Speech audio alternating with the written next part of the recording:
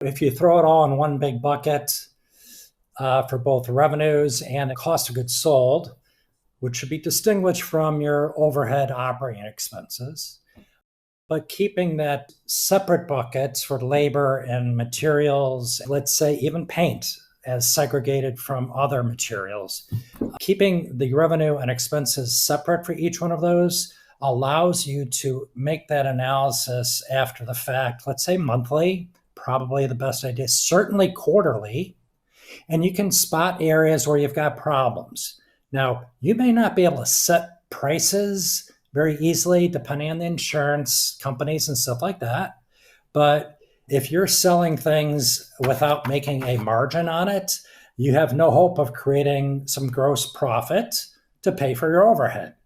And so this can be an early warning system to determine if your gross profit margin by category is staying in line with what you're hoping for.